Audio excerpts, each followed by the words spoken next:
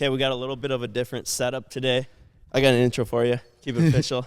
All right. Today's guest is a business owner turned YouTube creator.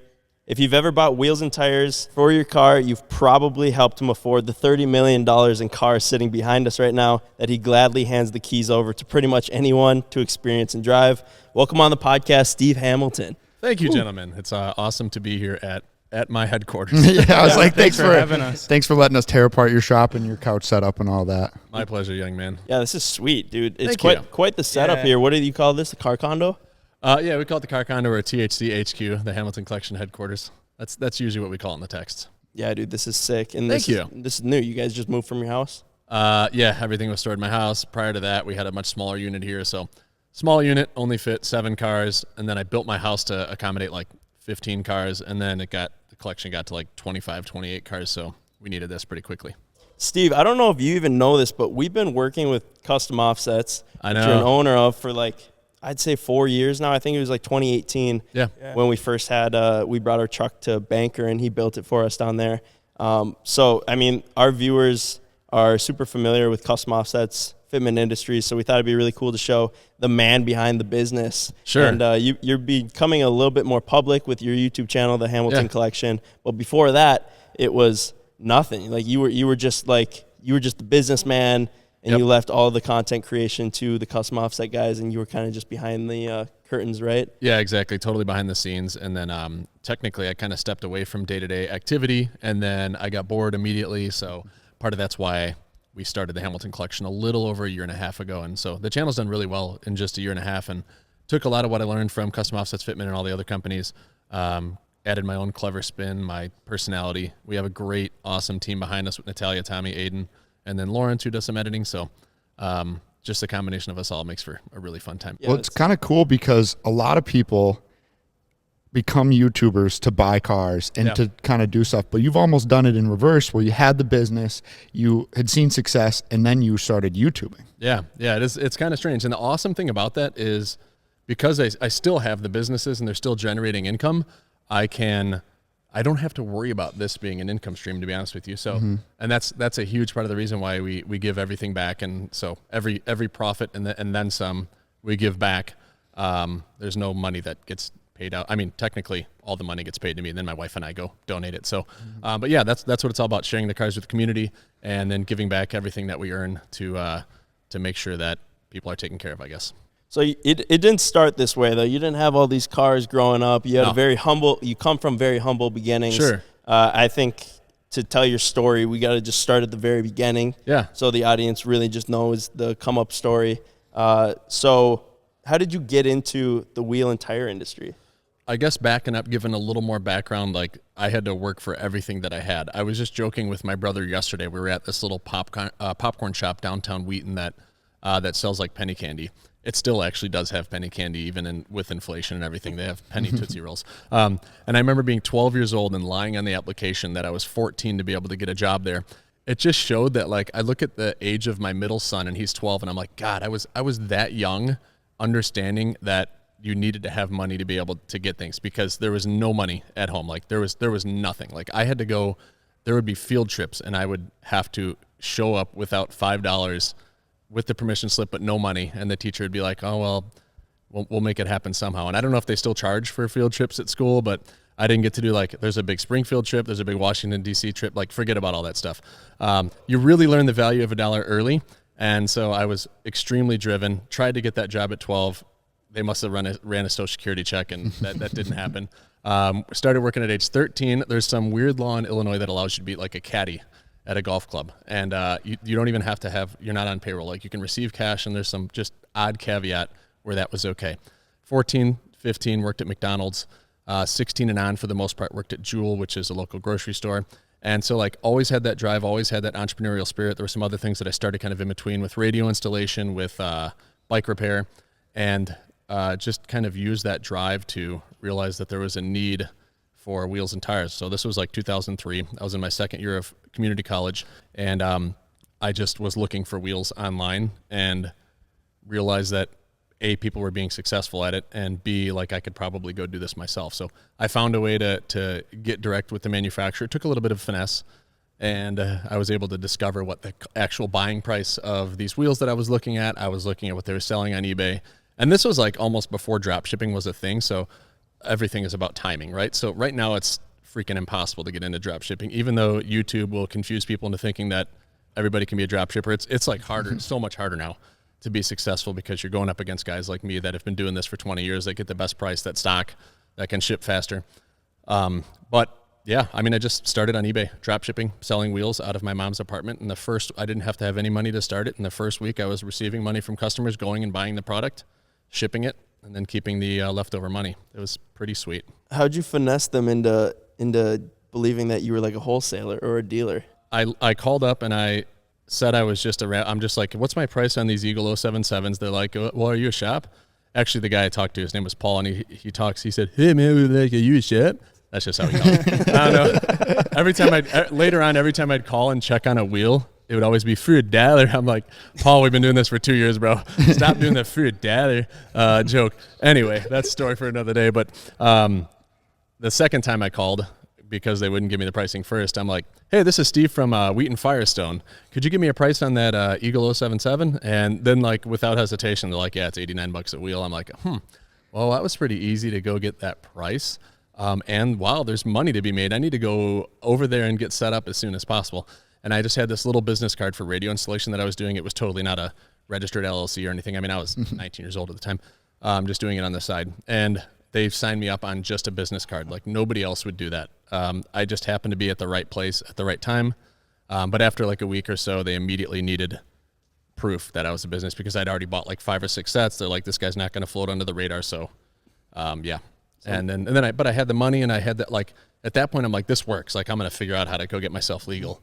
And I was able to do that. So, nice. Wow. So were you like passionate about wheels, or you just saw money to be made and you were like, I'm going to just go all in on that because I can make the most money? I think it's both. I liked wheels. I had these wheels already actually on my car, and what I was looking for was them an 18-inch. That's where the idea birthed. So it didn't come to me when I first bought wheels from them, which I happen to have bought from that Firestone, by the way.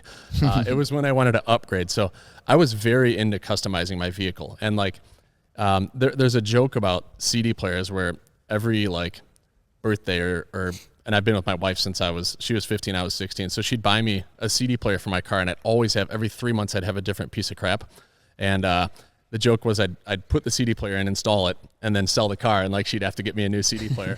And so always customizing with that. I've done engine swaps myself, even the stupid stuff where you're just throwing stickers and making your car look special, but like always into wheels and automotive customization. What kind of cars were you dealing with back then? My first car ever was an 84 Z28 that I had when I was 14. I bought it from a fellow McDonald's employee, drove it to school at age 14 one time, drag raced in a cemetery, and I could never get the title. See, I didn't know what I was doing at the time, didn't have great mentors as parents, so yeah, had to part that vehicle out. My first vehicle after that was the day I got my license. I went and bought, or like right around the day I got my license, I bought a 79 F250 for like $500. And it was a really special car to me. I tried finding it again just because it was my first, but it was an absolute piece of crap. And I've probably had, I don't know, maybe 15 cars from that until I started my business that were all, sub $2,000 hunks of crap. Just flipping them and... It wasn't intentional. I just got bored of them. Like, I don't think I even made money on most of them. I think I lost money on the vast majority of them. It was more just like... Yeah. Dude, Ryan loses money on everything he touches. It's funny because my brother Joel, who's also an owner at all the companies, like, I never understood it. Like, he wasn't trying either, but he would always make money. Like, no matter what he bought, I'd be like, how did you go make $1,000? And I think it was patience. I think that was the difference, where I'd be like, nah, I'm sick of that car. Like, I'm just going to throw it out, offer it at a cheap deal, hope I get some cash, go buy another car. But like, that's when the addiction truly started to cars. I didn't have 15 cars at the time, but I had 15 cars over like a 3-year period. So you've always been a car guy? Always. Absolutely. Yeah, some people just have it when making money, like flipping and wheeling and dealing like that, and some people just don't. Yeah. I'm one of the people who don't. I think you're right. I think it's patience.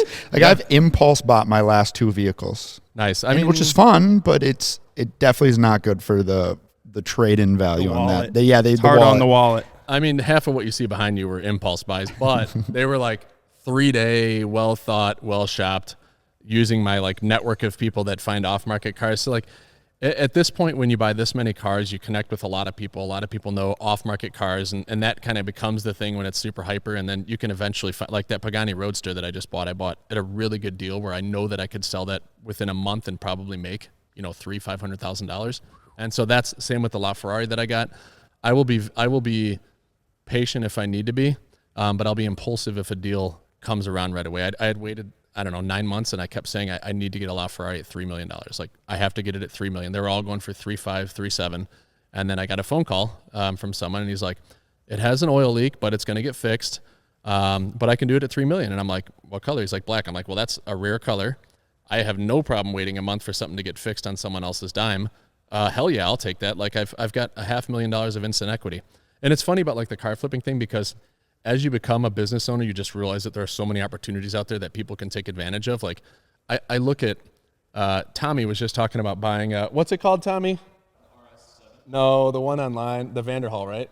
Oh, the little 3-wheel. All right, so he's looking at buying a Vanderhall, and I'm like, and he does some motorcycle flipping, and he looks locally, and he does a good job actually flipping. It takes some time, but I'm like, you can run like scrapes to do nationwide searches and then have it like hit you. If it's below a certain price, go look at it, buy it, or establish a network of people around that go look and help you. And like, you could really flip anything and make money if you're good enough at it. And it's just fascinating, especially in the super and hypercar market, where there's a lot of allocations that I get offered to me, that even just a commitment for a spot in a car that's coming out in 2 years, I could get and then flip for I've been offered $1 million plus my deposit that I already put down on a future allocation that I have. It's just nuts. Wow. Obviously, in order to get these cars, you need to have your network, like you talked about. Yeah. What's like the buying process look like for that? You have to have straight cash, or like you can finance for sure, but it depends. So let's call it kind of 3 different categories. There's the supercar. Typically, you're going to want to put down, call it 25+%, and you can finance. I buy the vast, if not all of the vast majority of my supercars, I just pay cash, especially now because the interest rates are a little bit higher. Right. So it's less attractive to go take a $200,000 loan. Mm-hmm. Hypercars are a little harder to afford. Obviously, we're talking $2+ million. And so I own a few of them. I finance a few of them. I got a lot of them on notes that were, sub 4% back in the day when it was a lot cheaper. And so like I'll put down $500,000, or I think I put down, over $1 million on my P1. On my Senna, I put down, I think, $500,000. And you do need to put down a higher amount when you go and finance a hyper. That was one of my questions. Yeah. Like you can't, you really, like if it's $1 million plus, you can't put down like 200. Let's say 30 to 40%, and you're probably okay. So really, someone can't go fake that. Right. You can fake to an extent, but not at that level. Yeah, I mean, yeah, that's what she said. So I counted in my safe. I think I had about 20 titles. And we've got just shy of 30 vehicles. So I'm financing, 8 or 9 vehicles. But if I can finance it, 4% average, and I can go invest that money at 8 or 9%, like I almost should finance the entire fleet at that point if I can go reinvest that money. But I'm at a point in my life where I just really want to simplify things and not have to go work. I mean, 2 years ago, I owned 70 different units, apartment buildings, many businesses, LLCs, and I've scaled it down to 30% of what it was, and I'm trying to get it down to just my core wheel and tire businesses. Why? Just because simplifying things, just because it's easier? Or? I mean, I think I look at how many things I was juggling, and it's like, gosh, like it's just crazy to think that someone can mentally handle that much. And I've gotten to a point where I think the net worth is just high enough. Like I've worked extremely hard my entire life for it. So part of it's just burnout.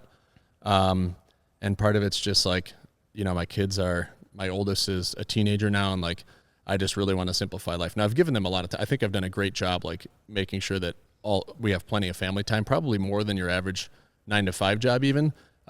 Because I find time, I can do a lot of what I do remotely. I can go vacation, but sneak work in all throughout the day. But I still just don't want to have that stress. Even with the wheel businesses alone, there's enough equity there where I don't need all of this other stuff. I don't need those other legs to stand on, I guess. It's just doing a bunch of things instead of just doing a couple things really well. Did you find that? Like you were spreading yourself just too thin? Well, yeah, I mean, you weren't focusing on the main business. It's not even that I was spreading myself too thin. Like I managed it all. It's just when you think that if something goes whack with one of the businesses, which 2022 is a very big struggle for the wheel industry in general. I think it's when you realize that something requires your significant focus that it's very dangerous to have yourself stretched like that. Now, I wouldn't say I was stretched too thin because I had people, like a smart person that owns businesses and runs them is not in the trenches of every single business, because then you'll never get anything done. So I have great people running my Pet Supplies Plus stores. I have great people running the property. I had a property manager and someone taking care of it. But if crap hits the fans, or if that person leaves, and while I'm managing the wheel business, like that's a dangerous thing if I have to jump into managing 60 tenants while working 70, 80 hours. So it's just thinking about what could happen in 3 to 5 years. I want to be tied to nothing. Like it's more about like what has leverage on you, right? So I want to be completely able to detach myself from everything, do whatever I want during the day, and it just doesn't matter. Right. Mm-hmm. What all do you own? The wheel entities and automotive entities are Custom Offsets, Fitment Industries, MA Performance out by you guys, and we acquired them. SD Wheel, Mr. Wheel Deal, Trail Built, Archon, Anthem, Anovia. God help me if I'm forgetting another business. I know I am, for one or two under that umbrella. And then I own the 7 Pet Supplies Plus stores, working to sell those 2. And I'm selling them at a discount, so I've had a really long line of people interested, and I anticipate those to be gone within about 45 days. They're under contract as well. Again, those are managed actually flawlessly. I've had to spend a half hour of my time every month on those stores, and they're still being managed well. You know, you talked when you were younger, you were like, yes, I just need to work. How do you take working to make money on yourself and then apply that to a business to have the business make you money? Like, how did you go from, all right, if I work 50 hours this week, I can afford the thing I want, to creating a system behind? Like, that's just something that we all would love to do, but it's hard without mentors and stuff like that. Yeah, and I didn't like everybody that reaches out to us now. They're seeking mentorship. I never did that because I didn't know. You don't know what you don't know at the end of the day. And so back then it would just be figuring stuff out on my own. Like, a lot of it was just figuring it out. And I was just really driven, and I was doing a lot of, $12 an hour labor when I started. I was wearing every possible hat when I started the wheel, what was called Steve's Discount Wheels. That was the first of all of the companies. I hope I didn't forget SD Wheel in that whole mix, because I think you said it. That's yeah. what SD stands for, Steve's Discount? Yeah. So, No way. Yeah. I So always wondered, I but- figured it was your middle name. Yeah. yeah, 19-year-old Steve thought it'd be a great corporate name, real catchy one, Steve's Discount Wheels. And when I walked into the Always running sales. yeah, right. And when I walked into the company, the card for the radio installation was Steve's Discount Radio Installation, like the worst possible. I don't know, just not a great like business They're name. cheaper than the rest. Yeah, just a weird, like, I don't know. It's weird to include your name and then discount, and then a lot of people use their name and it works successfully, like Jimmy John's, but it's more fun to just make up words, like Archon Off-Road. Right. Funny story about Archon. That's one of our wheel brands, and then whenever I see the city Akron, I always fucking call it Archon. It used to be the opposite, where everyone got confused and would say Akron when they read it. Now, like, in my brain, everything is Archon. But like, answering your question, it's just, I just met people along the way. Like, you meet good people along the way. You ask them questions. I don't even realize that what I was doing was seeking mentorship, but like, David was a great example in 2008, where he worked in the corporate world, and he's the one that had started Mr. Wheel Deal with us. He worked in the corporate world, and he knew spreadsheets, and so I leaned on him for some advice on how to do spreadsheets. And then, at some point, pretty quickly after he showed me, he's like, you need to go like look this up, like just Google it, like, and he was a good nudge to help me just go figure it out on my own versus asking him to do formulas for me. And that was huge, because I learned very rapidly how to use a spreadsheet effectively. And that's one of the most important things, I think, that skill that you need to have when you're going into any corporate position, is the ability to work really well in Google spreadsheets, or Microsoft Excel, that a lot of people don't realize. So I'm even teaching my 13-year-old son how to like catalog his Hot Wheels in there, conditional formatting, running formulas. But just, yeah, that's just kind of it. Just taking a piece from everybody. That's what she said. No, Damn. no, that's kind of I got weird. a couple of those in already today. That's also what she said. There will be an endless stream of that. Hey guys, quick break in the podcast for a word from today's sponsor, Shopify. That right there is the sound of another sale on Shopify, the platform trusted by millions of entrepreneurs to create their online store and so much more. Shopify makes it simple to sell to anyone from anywhere. Shopify removes the marketing guesswork with built-in tools to help you create, execute, and analyze your online marketing campaigns. We started using Shopify's email marketing tools. I'm able to customize them so they have tons of good information, but yet still look good, and they don't seem like the typical annoying marketing email blasts. So the best part is they look good on both mobile and desktop, and they have like a preview option so you can see how it looks. It's honestly super easy. If I can do it, you can too. With Shopify, you can easily customize your online store to your brand, discover new customers, and build relationships that will keep them coming back. And thanks to 24/7 support and free on-demand business courses, Shopify is here to help you succeed every step of the way. It's how every minute new sellers around the world make their first sale with Shopify, and you can too. Sign up for a free trial today at shopify.com/wideopen. Go to shopify.com/wideopen to start selling online today. That's shopify.com/wideopen. Thanks, Shopify. For most of us, learning a second language in high school or college wasn't exactly a high point of our academic careers. My Spanish teacher was a great lady, but unfortunately I didn't retain a single thing. But now, thanks to Babbel, the language learning app that sold more than 10 million subscriptions, there's an addictively fun and easy way to learn a new language. Whether you'll be traveling abroad, connecting in a deeper way with family, or if you just have some free time, Babbel teaches bite-sized language lessons that you'll actually use in the real world. I chose to learn Spanish because I find myself traveling to Spanish-speaking countries, and I feel out of my element, and so it honestly makes me feel a bit better knowing and understanding the language and being able to say a few things. Babbel's 15-minute lessons make the perfect way to learn a new language on the go. Their teaching method has been scientifically proven to be effective, and with Babbel you can choose from 14 different languages, including Spanish, French, Italian, and German. Plus, Babbel's speech recognition technology helps you to improve your pronunciation, and accent. There's so many ways to learn with Babbel. In addition to lessons, you can access podcast, games, video stories, and even live classes. Plus, it comes with a 20-day money-back guarantee. Start your new language learning journey today with Babbel. Right now, get up to 55% off your subscription when you go to babbel.com/wideopen. That's babbel.com/wideopen for up to 55% off your subscription. That's Babbel, language for life. Back to the podcast.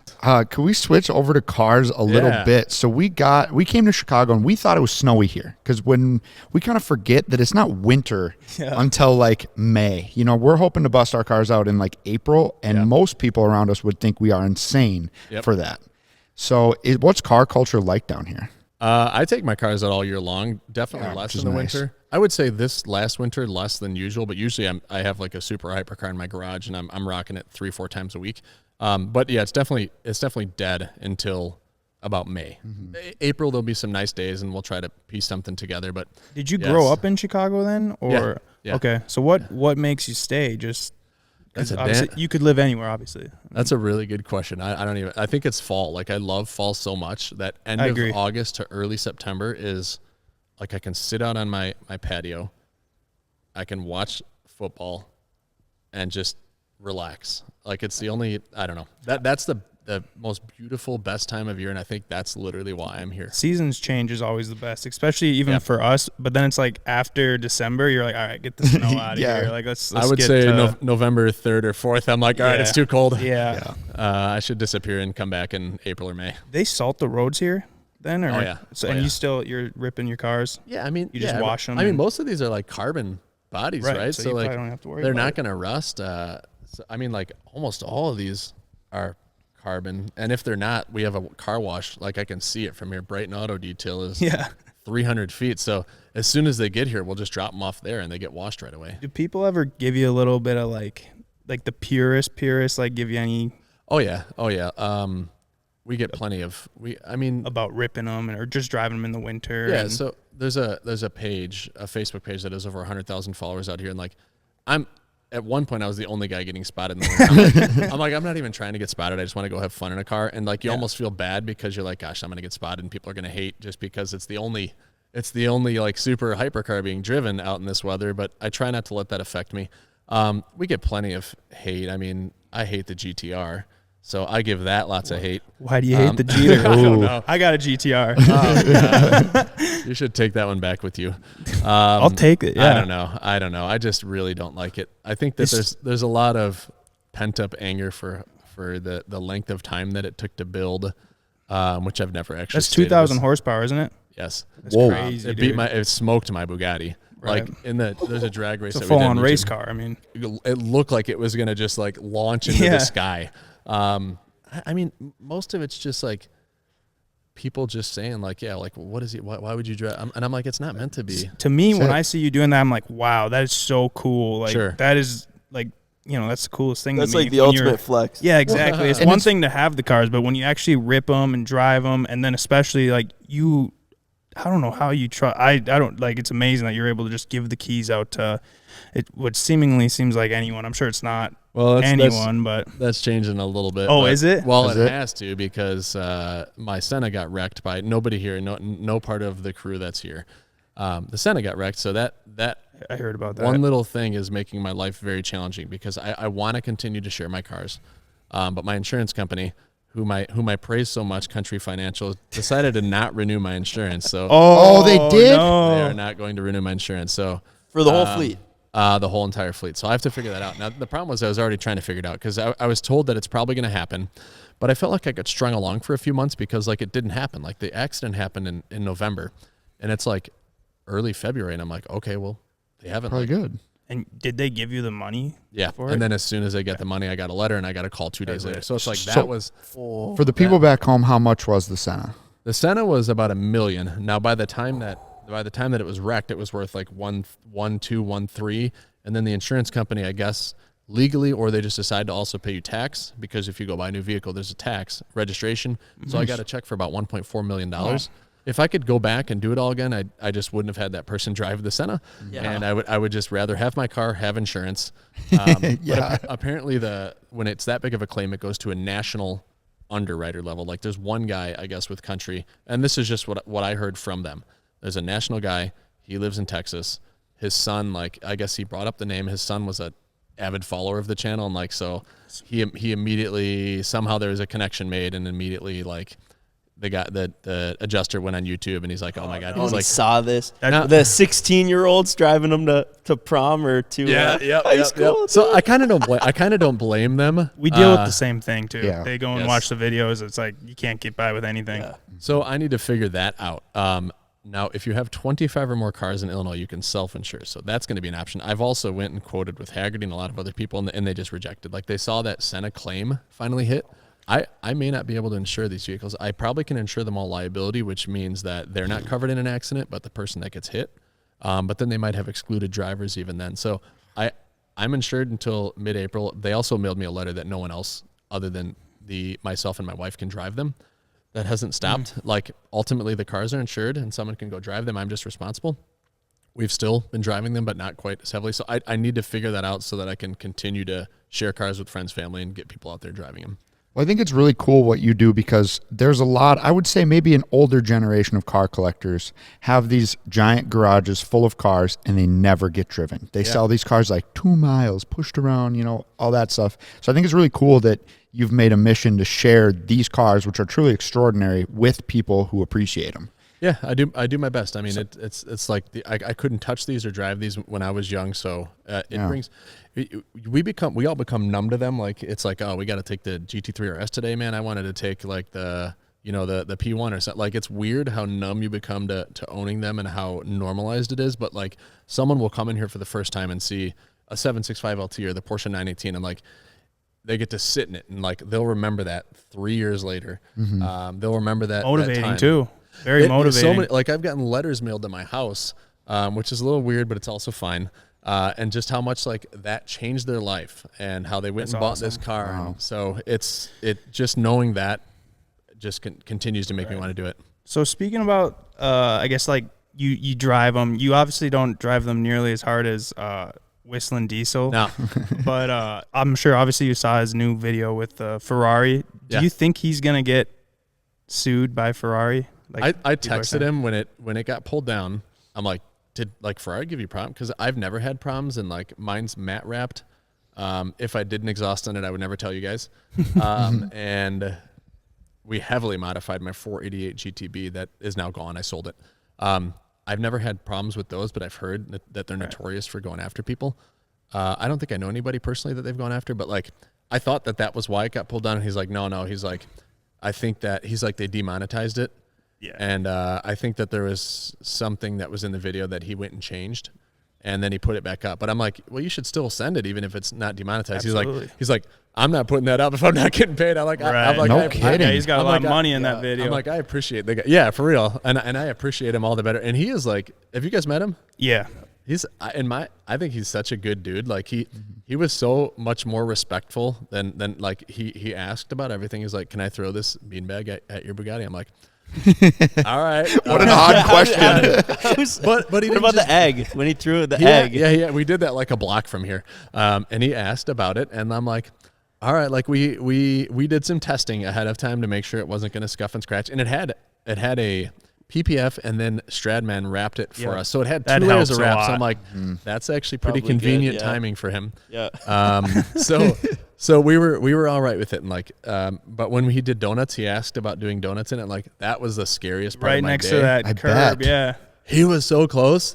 So you were nervous. I was wondering Very. that. 'Cause I'm you don't getting it- seem like you ever get nervous. The most, like, I didn't. And then, like, that happened. That was, like, the first. And then when Alex Choi drove me in that Porsche right there, that was the scariest time. He's a crazy driver. He's a good driver, obviously, but like, Dude was going, like, 80 rips. miles an hour down, like, curvy roads like this. I'm like, if there's one patch of water, like, I'm like, I could die at any moment here. I've had a good life. I don't Yeah, I don't Probably need not this. worth it for this YouTube video. So Ferrari Yes. will send you a cease and desist if you put a Who knows? exhaust on. I know about Allegedly. the wraps. I've heard about that, or modifying the emblems. It's all potential hearsay. So Really? I don't know, but I probably can't. I definitely can't speak for Whistling, but this is maybe just what it seems like to me. I feel like he maybe wants them to send him a cease and desist, because Maybe. that would be like he would go off and Well, it would like it'd be end like his storyline. Yeah. Like, it would be like the perfect, yes, he'd have, exactly what he wanted to happen. and then he'd have 3 more videos about him Yep, going to exactly. exactly. I don't know if I'd want to go to court against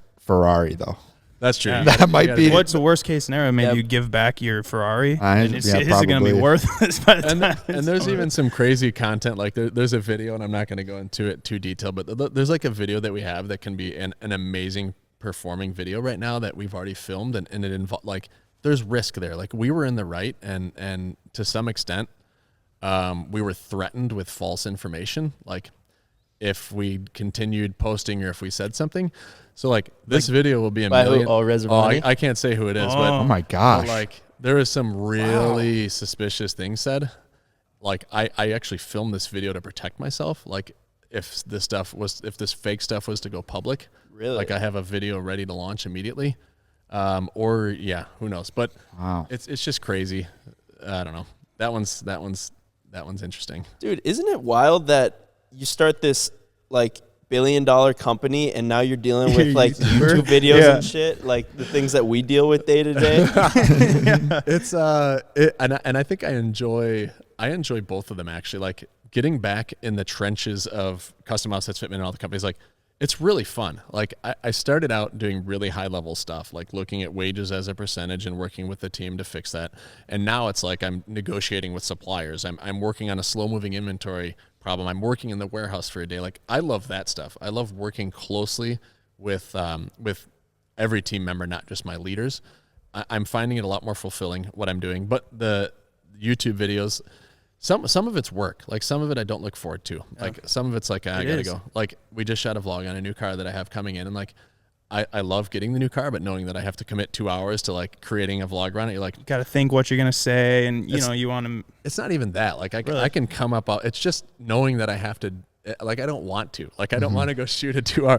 I'm sure there's So plenty. why? Yeah, why? Obviously because you want to give back, I guess. But Well, you need to create content. Like, we need to keep creating content and growing the channel. Like, Why and so though? there's- Why do you want to? yeah, to me, I look at you, I'm like, this. You've won at life. You got you got your family. You got an awesome job. You got. Sure. I mean, everything you could possibly want. I would imagine. I think it's because it affords me so other opportunity. Like, for every one video that's work and that I'm not looking forward to, where I'm like, I got to go drive this for 2 hours, talk. Like, when in actuality, I just want to go drive it, have fun, go do donuts.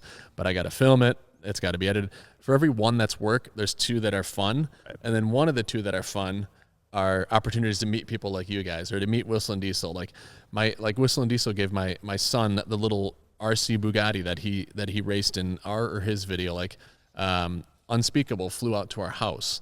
and did a track day He's with killing us. it. Oh, he's been killing it for a long time, but Yeah, and he's definitely younger generation, but like it's amazing. David the amount of Dobrik came to my house, like, and it's not even that I'm meeting these people, it's that they get to meet like my kids, like it means a lot to them, I think, to meet these people. Just knowing that I'm giving people access to these guys that they could have never met, like that means a lot to me, and that is very fulfilling. So. And we also got to go to Italy. Like, there's some really fun stuff that we get to do. I'm sure you guys feel the same way. Maybe you want to admit it, but there's probably some vlogs where you're like, God, I'm not looking forward to this. I'm doing it because I know it'll probably do okay. And but we have to keep all the time. Some days you Yeah. don't feel like filming, but you gotta. The hardest have part to, is when yeah. it's so fucking cold. And you're like, dude, I do not want to go outside right now. Yeah. It's 20 below out, Yes. but we're like, Yes. it's not that bad. Let's go. And then there's some cringy shit where like I went in my Resvani and we made a bathtub in the Resvani, and I'm like, God, I gotta go to drive-throughs, sitting in just swim trunks. Oh yeah. But it's so funny when you Yeah. watch it, and it's such a different video for us that like it's done, it's over with. I didn't want to do it, but it was funny, so I'm glad. Yeah, that's the best feeling too, when you're like, I really don't want to do this, and then you're just like, whatever, we're gonna do it, and then you do it, and then you're just so happy like that you did it after it's over. Yes. Yep. How good does it feel though when you get like a 1 out of 10 video and you know Very. that like you put all this work into the video and it actually worked and people love it though? Yeah, Like the very, best. very good. That is one of the best feelings ever. And then it does the little, like, for those of you that have YouTube channels, the little sprinkles or the fireworks are like, I don't think it works on mobile. It doesn't do the It fireworks. does it for me on mobile, I think. Maybe it does. Maybe Okay. maybe I Maybe just you're like, no, it doesn't. Never mind. Yeah. And for us, like, I think our videos have done really well in general. I'd say now we're in a little bit more of a slump where, and I said this on the podcast I did with Graham Stephan, but like, I still, even though it's very like loosely run here, like we still have metrics that I want them to stick by. And it's, it's, and I don't know what you guys look at, but the more subs you have, the more views that you should get on a video. Yeah. But if you have 3 million subs and you're only getting 300,000 or 200,000 views on a video, then you're not doing so well.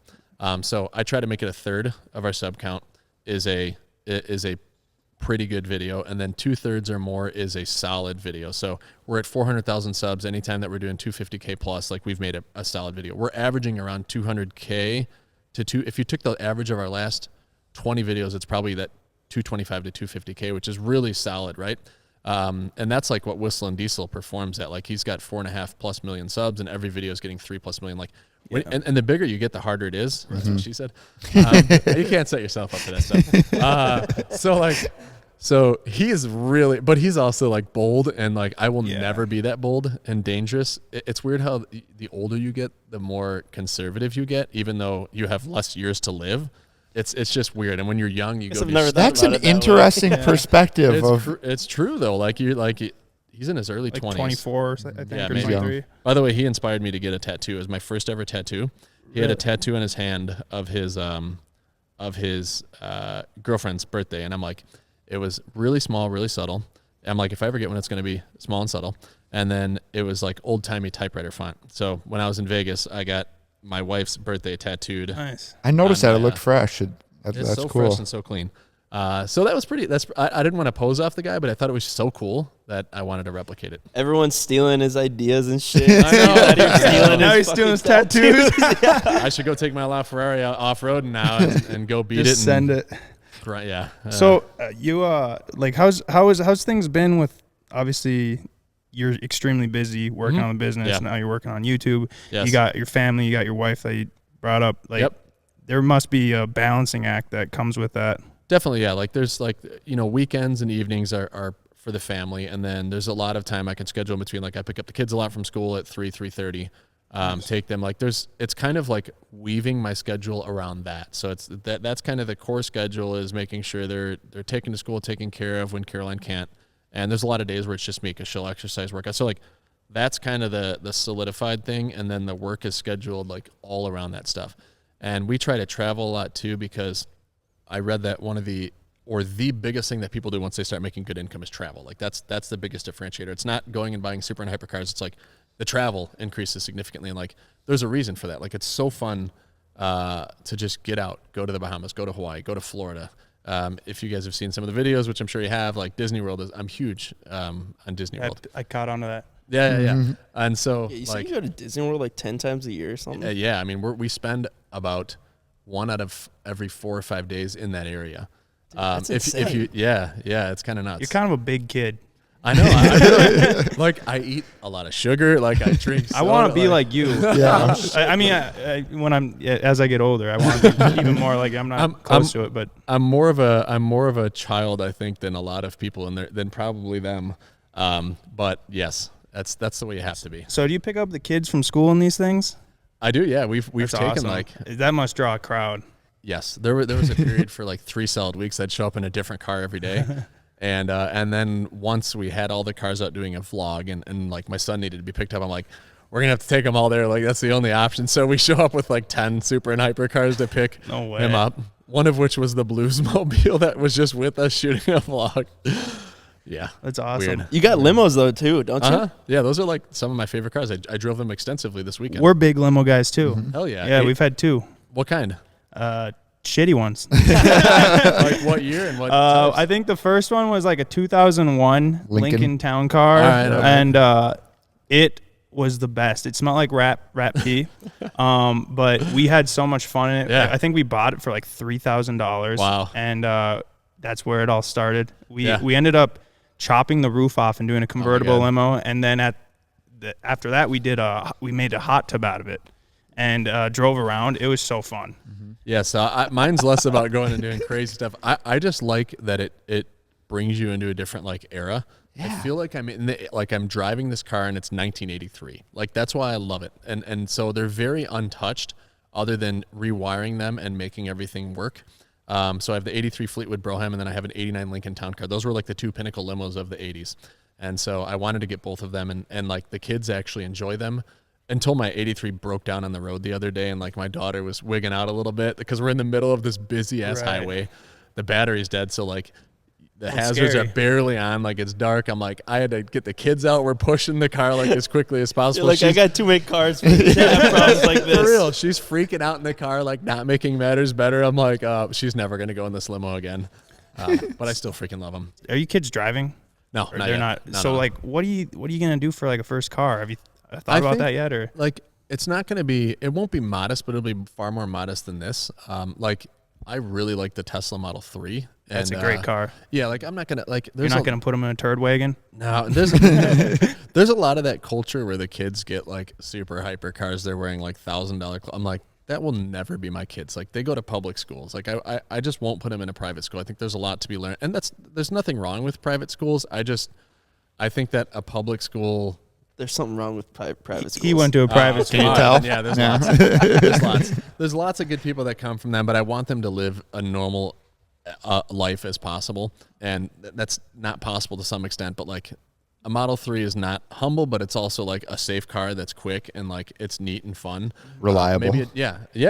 Well, Safe. Pretty base To some level, extent, yeah. or like a Jeep, like a Wrangler. Like it'd be cool Yeah. for them to have the Rubicon 3. My wife has the 392, so that is an nice. expensive Jeep, but like it'd be neat for them to go whip a Jeep Wrangler Rubicon 392 that's supercharged to school, and it's not like a Lamborghini or anything. Yeah, it's an not Audi. too eye catching and Yes. I mean, at the end of the day, you still own a wheels and tire company. Yep. And the car industry has made you, who you are today. So Sure. you almost got to have your sons or your daughter rolling around in something cool. They have to have enthusiasm. Even the Model 3 isn't like we would. I would probably put wheels on it, and we'd probably put a body kit on it. The Rubicon 392 is an enthusiast vehicle. Like it would have to be some kind of enthusiast vehicle. They're not going to get a Camry. They're not going to get something that's boring. What do you think of the 392? It seems to me that Jeeps maybe don't drive the best, and putting a giant motor in it would make it a death trap. It's incredibly fun. My one of the other owners of the company, Ryan, went and bought one too, and it's just a really fun car. However, it's governed at 99 miles an hour, which Probably for good reason. just didn't go over 100. I hit it every time I drive it. I'm like, oh gosh, dude, I just want to, like, even my Risvani, which is a Jeep, I'll hit like 120 in that thing, and I'm like, cool, man, this thing's like, yeah, I'm like, I could die or flip at any moment, but cool, man, I'm going 120. But that frustrates me. However, it is like you're next to someone, and they're in like a Mustang, and I'm in this Jeep.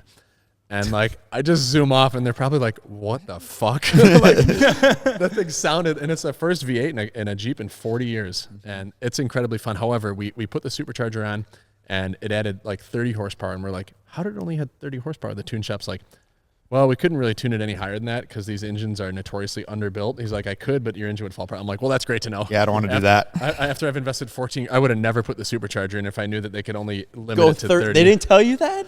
Nobody said anything. Yeah. You know what I love about you, Steve, is everyone always dreams of getting to where you're at, right? Where you get the money and you can buy all these cars. Sure. But you drive them and you treat them exactly how everyone would always dream that. Sure. And that's like my favorite part is that you're actually mobbing these things down the street like a 18-year-old kid would. I've gotten older, I've gotten a lot smart. Like I'm not speeding. I'm speeding in the right areas. Like that's what my buddy CJ says. That's what CJ said. And he only gets one ticket every 3 weeks. Oh, well, I was going to say I used to get a ticket, 2 to 3 tickets a year.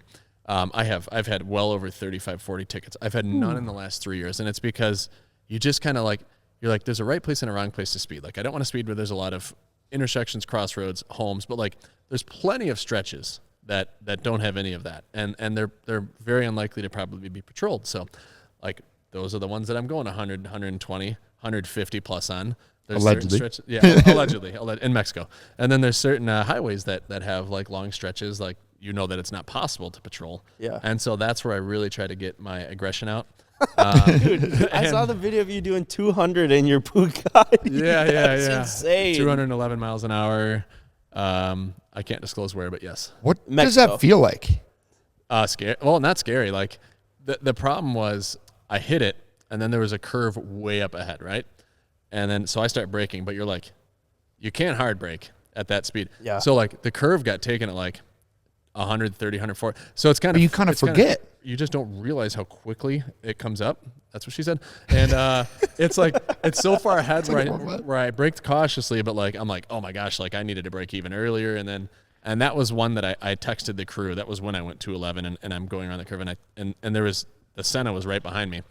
And that's when I'm like, all right, guys, like we need to chill a little bit more than that on the highway. Like, and I was leading the crew, so it was my fault. Everyone's like, what the fuck is that supposed to mean? Like, aren't you leading? We need to chill a little bit more than that. Like, it's just not worth it.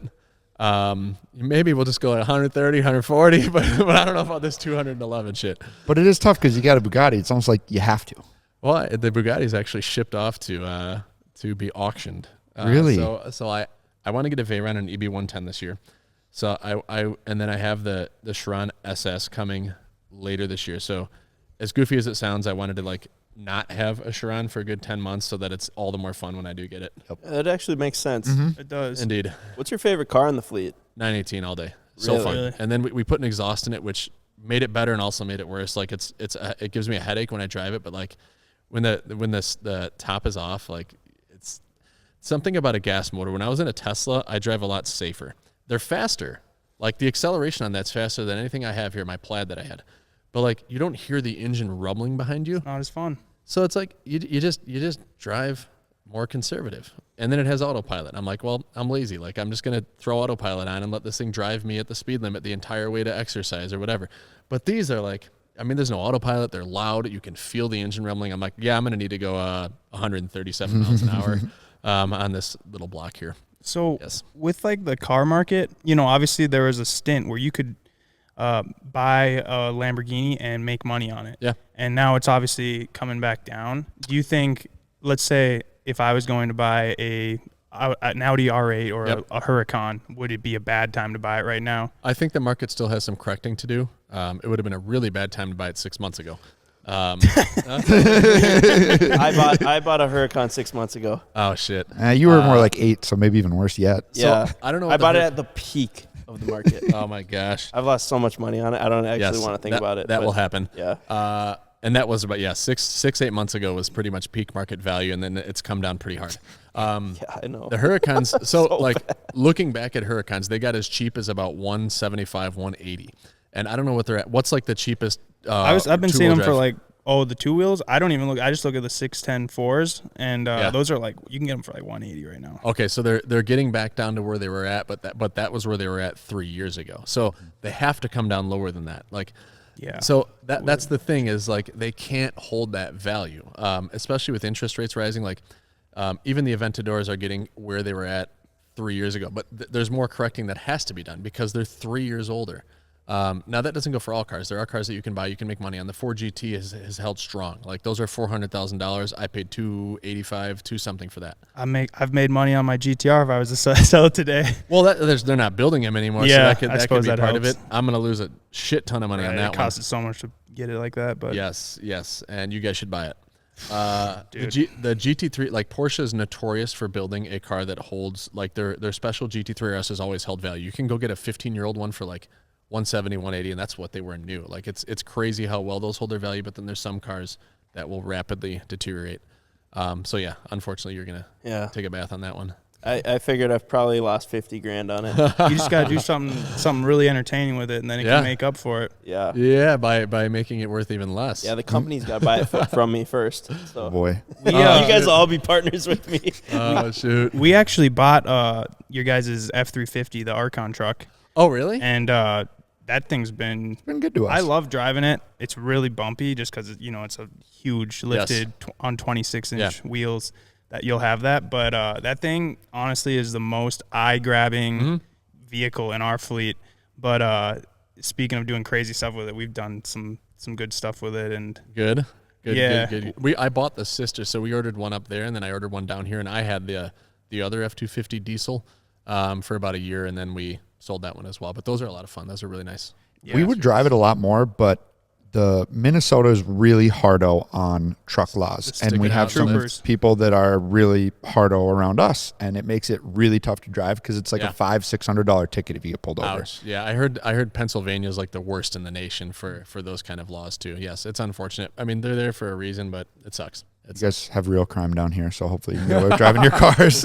You go 45 minutes east of here, and you better be packing. where I was going with that, I think, was we've done some like kind of outlandish stuff with it, and we've been hard on it. But honestly, I think it looks just as good still as it pulled off the floor. Yeah, it's really held up. And you made me think of something like it's weird. Like we'll do some really phenomenal content. I'm shifting back to content. My brain will go like 9 directions, but like Talking about it. that made me think about like you'll do some content that's different for your channel, but it's like really, really good and genuine, and it won't do well.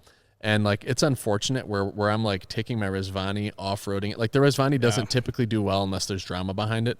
And like even when we're filming the pickup, which we haven't aired yet, but like and it breaks down on the way home, we're like, gosh damn it, like now the video is gonna do well because it exploded.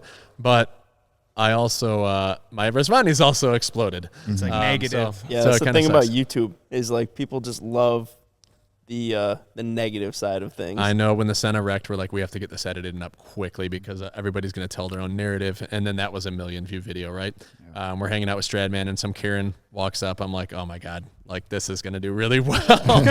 It's usually the ones that do the best are some of the ones that take the least amount of work. That Karen video took like 15 minutes to film, and it's like our 3rd or 4th best. Gold. And then our collection tours always do phenomenal. When we do the full tour, those always do 3+ million. So that'll be a recurring thing. And my collection changes so much. Like when we film it again, maybe later this year, it'll be a completely different collection. Yeah, so we do the same thing. Yeah. You almost have to, right? But it's Reaches weird. a broader market. I think it was James Stradman that said like, don't give up on those videos. Like if they're good, the more of those you do, like people, you will acclimate other types of viewers and they will start to perform well. Like I started doing ones on business and like very different. Like those did like they did the 1/3 of followers, so they did like the B- job. But the sub ad was like 3x of, so that 100,000 viewers, I added 1,000 subs, which is high. 1,000 subs per every 100,000 views is high. Awesome. So you have to treat that almost like a 250 or 300,000 view because that's the amount of subs that it got if you equate it all out. You hang out with like all these really successful YouTubers. You've met way more than us. Oh yeah. Obviously David Dobrik, Stradman, Whistling Diesel. Do they give you any like advice that you can share with us and the viewers? I think some of them like get asked so much where it's almost like David Dobrik's like consistency. Like that was his answer. He probably knows a lot, but like as big as he is, there maybe even be a liability to what advice he gives out. Who knows? Yeah. And so like you also don't want to give away your secret sauce, but like honestly, I don't really mind at the end of the day. I think that there's a ton of little. I guess that's the easiest way to put it is there's a ton of little things. There's 20 little things and maybe a few big things, some of which are swapping out your titles. And I don't know if you guys will swap out your title. We do. And thumbnails. Yeah. I heard that's one of the most effective things, and we've seen it where you wait an hour, you see how the video performs, and then if it doesn't do well, you swap out that, and then you'll see a small spike, and you're like, okay. And usually it only does a small lift. There's a few videos where we're like, wow, that made a substantial impact. But by and large, that only seems to help out a little bit for us. I don't even know how important consistency is, like David Dobrik would say. Yeah, because then you got Whistling posting one video a month sometimes, or even 2 months, and he's killing it. Yeah, I mean, but it's also the quality of content. Like there are other people 100%. that have collections like this, and they don't get as much engagement because it could be their personalities. They might not be catering to, like, there's certain things that I want to do that won't perform well, so I'm not going to do them. Like, I want to make sure that we know that the video is going to perform well. Like, I'll still go do fun stuff. We're just not going to vlog it. Yeah. Like, we'll go take a cruise to, a 3-hour cruise somewhere in these and go hit up a bunch of restaurants and, like, plan a really fun thing about it. And, like, people would love to be a part of that, but I don't think they want to watch some cruise. It takes away from it, too. Yeah, absolutely. If it's not worth the time, then it's like, well, we should just try to be present and enjoy it. Yeah, and it's weird how when you first start filming, how awkward it is to have, like, a camera rolling. And you guys have been doing it so long where I don't even know if you remember that moment, but, like, and then you become numb to it. You're like, well, pop out the camera. Like, we're in a Walmart, we're shopping. Like, Dude, get the camera out. It's like the best example when you're in public. Yes, and it's so weird at first. We're like, are people watching? Like, but now it's just, all right, whip it out, man. I'm mic'd up. I'm ready to go. Yeah. It was a lot harder though when you were like small, and also, I mean, so we've been doing this we're coming up on 7 years. Yeah, and especially where we're from. I mean, there's no YouTubers. So why are you guys in Minnesota? It's where we grew up, man. But I think that's the best. That's really the best reason why I'm out here. But we love it though. I mean, especially with the content we do. We do a little bit of everything, and we really try to make the center is just kind of the group's camaraderie. Yeah. And it just started out with us hanging out and just started filming, and then started learning more and basically kind of teaching ourselves as the time went on. In Minnesota, like, we love to snowmobile. We love to do dirt bikes. We love cars, and being that we're in such a secluded area, it actually works to our benefit. Yep. And then on top of that, there's a lot of, I mean, most of America is probably, kind of small town or, so I think a lot of kids can resonate with it. Exactly. Mm-hmm. Yeah, I think a lot, like, there's a lot of people doing the same type of content that we're doing, but I think a lot of it does have to do with camaraderie, personality. Exactly. And so that is important, and, like, we all get along really well with Tommy, Natalia, Aiden. Like, that's important. Like, that was one of the biggest hiring things when we hired Aiden, who's our most recent hire, right? Our videographer. Like, he has to be able to hang with the group and get along, and, like, he just has to have that personality. Also one that I'm not going to get sued at. I'm not going to get sued when it's very, very, I don't know how to say it, but we are a little insane. Like, as crazy as we are on camera, we're 3 times that off camera. So Really? Yeah. That's probably like us too. I think that's most people. And you have to be careful. You have to trust your editor too, because there's probably a lot of stuff that would get, like, and anybody that says that they are a cancel free, like, that's bullshit. Like, every single influencer has plenty that will get them canceled, and there's plenty that we've all said and done that would get us canceled, and you have to be careful who you, like, they have to sign NDAs and other stuff, like, and you guys should do that. We say that all the time though. Is like, at the end of the day, it shouldn't really matter what we're filming as long as the vibes are high. Yep. Yeah. It's the most important the thing. Group dynamic. So, like, if somebody's, like, pissed off or, like, something just happened, we're like, all right, well, let's film in, like, an hour then. Just so, like, we don't go into it like somebody mad. If one person's pissed off though, it's almost kind of funny. Well, it's there's like, certain all right, situations, definitely. That person for us is usually Natalia. Oh, really? She'll be like, and, like, Tommy and I are the worst. So you're poking at the bear. Yeah. Oh no. I'd say we're poking at a cat. Okay. We call her a cat because you never know how many times you can pet her until, like, the cat just fucking bites you, and then one day the cat's like, oh, fine, Danny, pet me. One day, like, the same thing, same input, but, like, the cat wants nothing to do with you. That's Natalia. Kind of sounds like Ken. Yeah, you got to have Nice, that though. nice. That's part of every good group dynamic. It is, I feel like it's essential. So we'll notice her in a bad mood, and we usually won't back off at all. That's exactly what we do. She's a good sport, though. So do you think that it's been harder to create a YouTube channel in this day and age, or create a wheel company back when you first started? Because it's, like, completely different, but, I mean, you're still building something. I guess the glory days of YouTube sounded like it was 15, 16, 17, when, like, that's one thing when I've talked to everybody, they're like, it was so much easier to build a channel back then, and there's so much competition now, actually, is what I usually hear. Versus metrics, like you're just going up against so many more people. I think we've been pretty lucky, like nearly 500,000 followers, and really we only have had content going since, like we did a few videos that did 1,000 views, and then like our first tour video, which was maybe our 5th or 6th video, like that's the one that did well at the end of October in 2021. So it's been like 15 months of having actual like scheduled content, and 500,000 subs is pretty good for that time period. So like I'm jaded, I think, a little bit by that, in that it's been going really well. Like it doesn't feel like it's been a huge challenge, but the business has been a 20-year grind.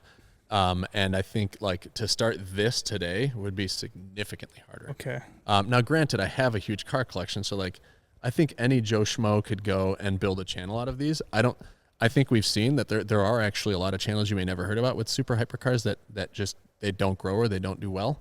They may have 100,000 subs. Like there's definitely an element to creating good, engaging content, having good personalities. Like, but at the end of the day, someone could probably grow a channel to 100,000 viewers within a year, even if it's pretty mediocre. Maybe not, but starting a business, especially in our industry, would be like, when I launch a new website, it takes 2 to 3 years for it to be profitable, and that's with our huge data, our team, our marketing. So that makes me feel great, though. Like to know how difficult it is lets us know how special the wheel and tire companies we have are, and how difficult it would be to compete against us. So if you were, let's say you're 21 tomorrow, you're going back to, you're broke again, you don't know where you're going in life. Yeah. Because I'm sure there's a lot of people, honestly, listening right now that are they want to be successful like you.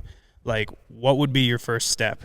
That is a great question, because it is so hard to start something without money. Like they always say, the rich get richer, the poor get poor. And like, it's an unfortunate saying, but you realize as you make more money, there's so much more opportunities to make money. I'm like, there's so many. Morning. Yeah, we literally. It sucks, and it's unfortunate. Like there's several ideas I have in the pipeline that I know would be successful, that I can leverage my social media channel. They just require a little bit of money, and subjective at the end of the day. But to start a business, a little bit of money, $200,000 is a little bit of money to start and build, especially like a manufacturing business. But that's a lot of money to someone else, and that's what it requires to probably foster most ideas. It depends. Like if my skill set, like with my current skill set, I can't develop. I might go partner myself. Like I'll think of an idea. I might go partner myself with someone that has strong web dev capabilities, and someone that's young right out of school that doesn't need money right away, and work together with that person to build an idea that I have on the app side. Like I genuinely do have an idea, and if I believed in it strongly enough, it's about giving up some equity and partnering with someone that can build it. I'm assuming, yeah. There's a service or a product that we thought of that actually won't take too much upfront capital that could do well. And so that's one that I would go, and it's like a bakery item. So I would go to local mass bakery producers, pitch my idea, see if I can, with minimal amount of money, get them to manufacture. I can design like an idea for the label. Like I can do that all pretty cheap. But like developing and building a product, there's another one that will require $200,000, and that's building like an actual like product. And so I think I'd probably go surround myself and do like an app or something, to be honest with you. That's the hardest, but it's the one that can scale and make you the money the fastest. I was actually going to ask you about like the rich just continuing to make more money and the poor. And it just seems like everyone keeps talking about like this recession and like, we're in hard times right now. And do you think that that's true? Like the people that have money are going to just make more, and it's just like more dividing? Well, it's weird right now because I feel like the average person, the recession hasn't hit them as hard yet. Like it's, and I'm not the average person, but like I try to talk a lot with the average person. Like inflation has happened, right? But wages have increased really strongly over the last few years. It's really easy to go and find a job. Like to me, I don't think the general population has felt the recession as hard. They've definitely felt inflation, but like when you talk to business owners, they're like, it's weird that employment's like this, but like my construction businesses, like every business owner I talk to is struggling. And they're facing challenges, but the employment market is kind of jading how it is because there's still such a need in the service sector. And so it's this weird thing that has to catch up at some point. I think that recession is hurting the top level actually right now, and spending is decreasing there. And then ultimately, I think it's going to affect everybody. It's hard to kind of quantify that or explain it, but it feels like something's coming. Oh, you think it's continuing to get worse? I mean, yeah, like it doesn't feel like it's getting better. Like inflation's still a little crazy. Yeah. It doesn't feel like it's getting better anytime soon. We just did a vlog actually where we went to all my old apartments that I grew up in. I grew up in like 8 different apartment buildings. We visited 4 of them. And first of all, I was shocked at how like the living conditions. One of them was nicer, like one of them gentrified. And the other 3 were like, wow, like it was probably worse actually when I lived in there because those cities have come up a little bit better. But then I asked them for their rent and we paid their rent for that month. And I was like, wait, you're paying $1,500 a month for a dumpy 2-bedroom apartment? That's how much it is. I don't know what it is in Minnesota. In this county, even for a dumpy apartment, it's $1,500 for a 900 square foot 2-bedroom. I'm like, I can't imagine my parents affording something like that. I mean, my dad was making $13 an hour when we lived in those apartment buildings. That's when he got that job, and we were all so pleased because I think he was making $9 an hour prior to that, supporting 4 kids. It shocks me how much rents have gone up. Like, I'm glad we do those vlogs because I learn more about the struggles that people face, and I think that it's scary how much rent's gone up, how much mortgages have gone up because of rising interest rates, and maybe people are feeling it. Although recession usually means you're losing job, your wage deflation. It's harder to find a job. Wages are down. Like, I don't think we've seen that part yet. I think we've just seen cost of living go up. But if cost of living stays where it is and people are starting to lose jobs, then God help everybody. Who knows? Hard to tell. Yeah. I guess for us, it's like it's not really worth thinking about it or worrying about it. So we might as well just keep on keeping on. Yeah, I mean, people are always going to watch content. It doesn't cost them any money to watch a YouTube video at the end of the day. So if you're keeping them busy and entertained, then that's a win. We have been trying to kind of diversify though and invest. Like I know, so these 2 have rental properties, and I've been looking, but that's kind of why I was also asking. I was like, is it a bad time? Should I wait till it goes lower? Right now, I wouldn't buy. I think that there's going to be a little bit. It's kind of the same thing. You peg where they were, like, and properties are different than cars because cars always go down and then they get to a point where they go back up. But it's like when they're 25 years old, they become a collectible and then they go back up. Properties should always go up like 2.5% to 3% a year. I think the average rate of increase is right around 3%. If they've popped 20% in the last 2 years, like something has to, especially with rising interest rates, something has to correct. They may be at their best correction level because if you look in like 2008, there was a huge crash. And so there was a lot of making up to do because the crash took them way below what they actually should have been. And I bought a lot of my properties way cheaper than they really were worth at the time. So I think some of that was corrected. The market may not correct much more than it has. I think I read something that property values are down 5 to 10%, or Americans have lost 5 to 10% of total property value. That might include commercial and residential in the last like 6 or 8 months. So they've gone down. Some areas maybe not, and that might be where it stops. It's just hard to know. But like I look for bubbles both ways. Like that's kind of what, like, did they drop 10, 15%? Like was there some big recession that finally really hit? They've identified it.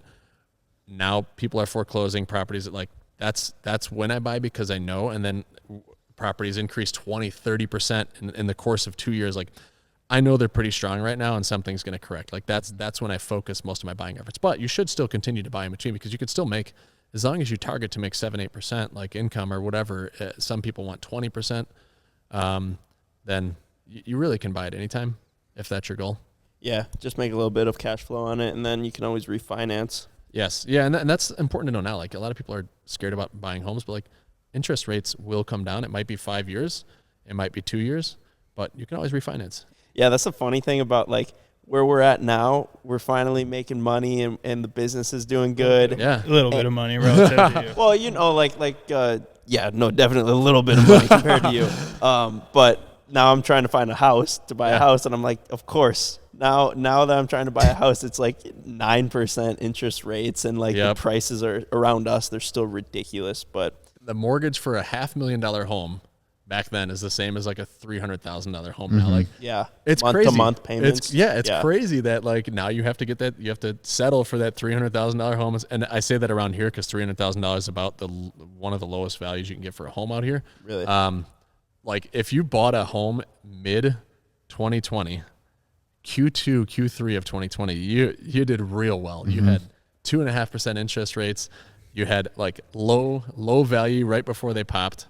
And even a little later than that, everyone would tell you, you're such an idiot. Worst time to buy a house ever. And then now look, it would have been a great time to buy. Yes. So it's kind of how it goes. Yeah, and we moved into our current home in April of 21, and I sold my house that I was in right around then. And I'm like, it had already went up 10%. I'm like, I got to sell this like as soon as possible. And then a year later, I'm like, that house went up another $100,000. I'm like, gosh, man, like if I would have just hung on to that. But at the end of the day, I still made more than I paid for it. So I can't think about it that way. That was like the first property I sold that kind of triggered the rest of them, but still made money, and that's what's important. What about the Florida home? You built a house in Florida that you just sold right away, right? No, it's up for sale, but there's like 3 buyers that are ready to go. They just want a certificate of occupancy. So it's still being built. I just got a picture of it actually last night, and it looks like 98% of the way there. So it's supposed to have a COI in a week or two, and then I expect it to sell right away. My wife just didn't like the layout. Like I rushed her through it, and I shouldn't have. I don't know why I did. I think everything with me is like, when I get fixated on something, it needs to get done, and it needs to get done quick. My wife has done a great job, like, especially when it comes to sex, slowing me down. No, I'm just kidding. We got to know that's what she said. I know. Yeah. I set myself for that one. But like everything has to be done quickly. But like she does a great job being like, all right, just stop and like think about this. And I should have listened to her on this house because we probably would have ended up keeping it, selling our other one down there, and it would have been a really cool house. Like it is still a great house. It just doesn't flow the way that she likes it. So I'm not going to go and make that our vacation home if she's not happy with it. But there's plenty of people that love the home the way that it is. So we'll keep our smaller one down there, and we will sell off. That one's 16,000 square feet. It's like I just went and looked online in Florida for all the homes, and I sorted price down, and that was like the 30th most expensive, which you'd think it'd be even higher than that, but it was the 30th most expensive home in all of Florida. I'm like, holy God. That's for sale. Yeah. How much? It's like right around $9 million. We're going to sell that, and then we'll figure out what's going to happen from there. But we'll probably just stay in the other home that we love, and that's right around the corner from that. You ship cars down there? Sometimes. We shipped my Ferrari down there for a little bit. My Senna was down there to get repaired. The shop that repaired it fucking made it much worse. They had it for months. At the end, the guy's like, I just went and threw your tune version 1 back on it. I threw it back on from the USB. And it's been running pretty good. I'm like, you took the earliest version of the tune. Like, we were on tune 4 or 5 that had been getting better, but it was still throwing. I'm like, you reverted it back to the worst tune. And then I got it, and immediately it goes into limp mode. I'm like, this guy, like, dicked around with my time. And he's, like, changed all the spark plugs, did a bunch of other stuff that did nothing, and then reverts the tune. And that was in Boca Raton. I almost want to call them out. I just forgot the name. But it was in Boca Raton, and, like, I think it was Excel. Not pleased with them at all. And then they have the audacity to post dyno videos on their page. I'm like, I remember seeing an Instagram story. I'm like, yeah, you should take that down so I don't have to explain like the grief that I went through from your hack job on my car. So that's why that was down there. And then we have a few cars down there. We have a minivan and a Tesla Model X down there for nice. dailies. Yeah, I feel like that'd be the dream. You got a place down in Florida, and you can just bounce back and forth. It's wonderful having like annual passes for Disney World. Have you guys been to Disney World? No. Actually, I did when I was a little kid, but when you get to experience it as an adult, like and I didn't get to experience it until I was 18 or 19. My wife took me down there. So I was basically an adult, a very young adult at that point. And like, I have to go somewhere twice before I really like somewhere. It's weird. I think there's like a certain level of discomfort whenever I go somewhere for a first time, but like the second time I go down, that's the make or break. And so the first time I kind of enjoyed it, but the second time I'm like, okay, this is like my home. What are you guys doing? Like, what's there to do at Disney World? Okay, so most people don't realize it's 40 square miles. It's gigantic. Isn't it? Yeah, isn't it its own county? city? Yeah, zip yeah. code. They have their own they have their own like utility and everything and zip code. And so it's 4 huge theme parks. It is 2 big water parks. It's the biggest outdoor shopping area that probably exists in the US. 4 golf courses, like 20, 25 plus hotels, mini golf. Like, I'm missing a lot of what else it has to offer. So there's something for everybody. And even Epcot is like, they have their rides, Then they have the world. You can go like walk through like Germany and go dine in their restaurant beer garden and have German servers. And you feel like what they do is they spend a bunch of money on the experience because they want to. It's kind of like the 1983 Cadillac. So I'm a big guy with vibe. Like vibe, a place can have shitty food, but a 10 out of 10 vibe, and I will eat there every Makes a time big difference. Now, when they have 10 out of 10 food and a 10 out of 10 vibe, that's top notch, right? Fuck it, we're getting residency there. And I try to talk like every influencer I've met is usually like, no, I haven't gone or I haven't gone. Like, I'm like, I need to make like a big trip where I just invite a bunch of, like, not even for filming. Like, I don't want to vlog it. I just want all of you to experience it. Like, I've taken a lot of people down there and I know how to experience it. I know how to walk all the parks without a map. I don't need a map at all. I know all the secrets. Like, Don't flex like that. I'm in. I'm convinced. Yeah, I'm in. Sweet. So like, and those that experience it, like Jeff with the G's been in some of our videos, and he went down and experienced it my way, and like I ruined him. Now he goes down there once or twice a year. Like you just realize how much it has to offer, how awesome it is. And there's like 250 plus restaurants there. 100 of them are sit down. Like the average person doesn't know where. Like I know, I've been to all of them, and I've been to a lot of them like many times. My son Logan has been to Disney. He's 13. He's been at least 100 times. Wow. Yes. So, but it's great because oftentimes I have rewards for my flights, just from spending money on Pet Spice Plus and other things. Like you get rewards. Right. So flights are paid for a good portion of the time. I have the home down there that, yes, I'm paying monthly for it, but like, it's not like I'm going down there and I have to go rent a hotel. Like I have this house that's already bought, and then I have annual passes. So you just pay for them once. So Makes sense. I'm kind of already paying for this stuff, and every time I go down, it's very minimal cost to me. Are you getting some cutback from Disney here? I Steve? should, man. Yeah. I wish, and I don't like. So many people advocate for it that they get nothing, and I certainly don't. Like, I just love it. They do such a good job at making you feel like you're like, I don't know, making you feel like a kid again. And back to the big kid thing, right? I just feel like a kid down there, and it's wonderful. That's I don't It's awesome. amazing. I don't know.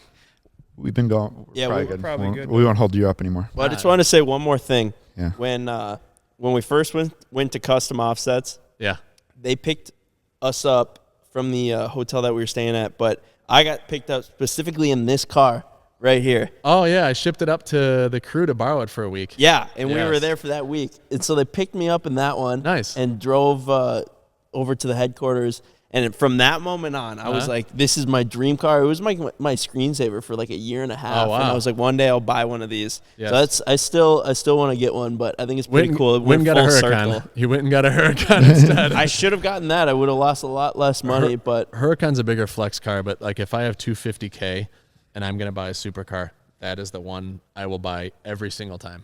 yeah, that's what everyone seems to say. Like everyone that owns one or has owned one says it's like the best car It ever. is. It is wonderful. I love it.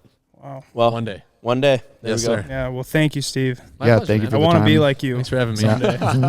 How old are you guys? I'm 26. You got 13 years to catch up. All right, we better go get to work then.